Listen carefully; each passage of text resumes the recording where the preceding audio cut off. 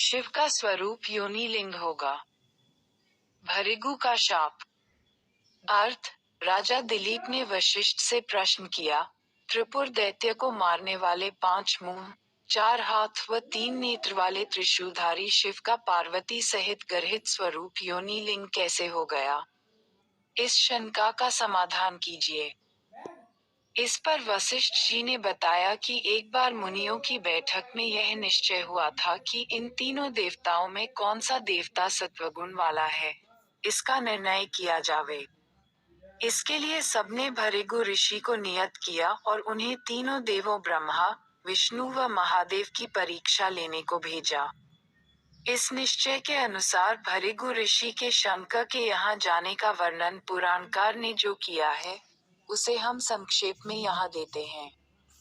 भावार्थ, ऋषियों से विदा होकर भृगु ऋषि कैलाश पर गए, जहाँ महादेव जी रहते थे।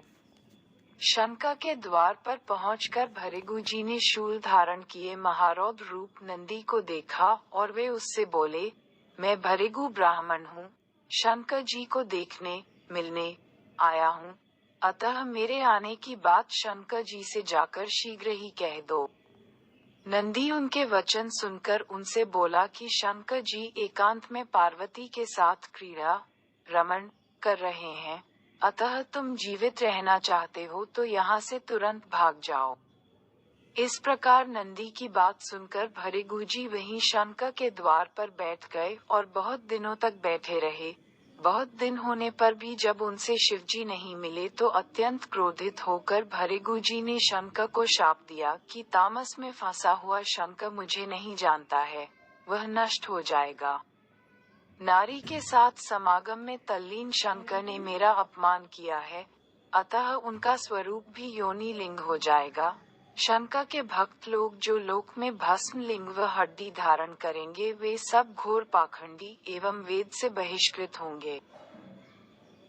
हमने ऊपर के प्रमाण में देखा कि शिव की योनि लिंग स्वरूप के पूजा होने का कारण भृगु ऋषि का शाप है, जो उन्होंने शिव को पार्वती के साथ रमण में तल्लीन होने के कारण दिया था। महाराजा दिलीप के प्रश्न के उत्तर में शिव के इस गर्हित स्वरूप का यह एक मुख्य कारण बताया है। अतः शिवलिंग पूजा के द्वारा शिव की जो पूजा की जाती है, वह वास्तव में शिव पार्वती की जन्नेंद्रियों की ही पूजा होती है। शिवलिंग व जलैरी शिव व पार्वती की जन्नेंद्रियों की प्रतिमूर्ति हैं,